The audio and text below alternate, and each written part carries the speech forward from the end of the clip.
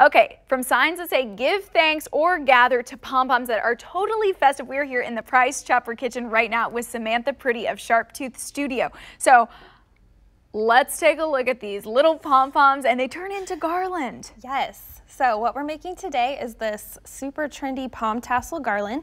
We gotta hold this baby up. This up. is so pretty. Okay, let's get started. Yeah, and what you'll need is about a 6-foot-long piece of twine and a set of these pom-pom makers, which you can get at any craft store. And we have a selection of yarn and some fall colors, and you're just gonna start wrapping. You'll wrap both sides of the pom-pom maker. And we have one already wrapped. And I'm trying to speed this up, right? We're going turbo speed today. So I'm just gonna cut around here to make the palm. And this is so cute. You see this at Hobby Lobby, a lot of different stores, but it's fun because you can make it yourself. Yeah, it's so easy, and you can do this in a bunch of different colors for different holidays. Yeah, how can this be used as other holiday decor? Just change up the yarn, and you can do it for Christmas, Valentine's Day, Halloween. I just made one for Halloween. So that's what the orange is from, left over. Yes. Now moving on to fall. Yeah, so what we're gonna do is take a longer piece of the same yarn and just slide it through where I made that cut mark. And the key here is to keep both of these long pieces long. Don't accidentally cut those, because we'll need that to tie onto the twine. Meanwhile, I'm still over here whining. It takes a while, yeah. Get a good Netflix show to do all these. And then you'll pop it out, and it'll come out looking kind of shaggy, so you'll need to give it a haircut. Okay. Which is the fun part, so let you do that. Okay, we're gonna give them a little haircut. Yeah, and then here's what they look like all trimmed up. Just like that. You have any tips? You want them to be nice and round? Is that what we're looking for? Yeah, it's really just time consuming. You just keep trimming away, and they don't have to be perfect. Some of them are, I kind of like it a little shaggier. And then you can also add tassels.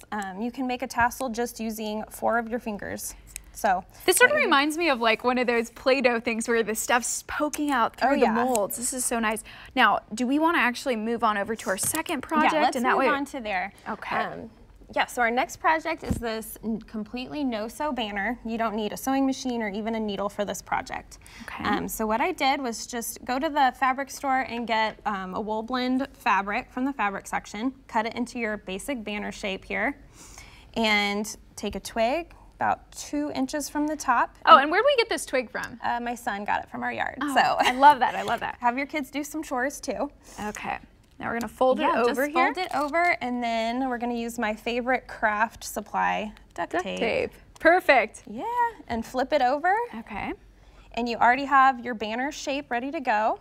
And we are going to spell out the word gather. Yes. Okay, so we gotta start with our G and then a little glue. Is that what we do? Yep, just some fabric glue, and you don't want a whole lot of glue, like the tiniest little drop of glue for that. And how did you come up with the idea for all these fall banners? Because I know that's something you really specialize in. Yes, well, if you've been, in church, they have banners to just convey awesome messages, and I thought, well, let's carry that over to stuff you can have in your home. Okay, you want to keep it gluing.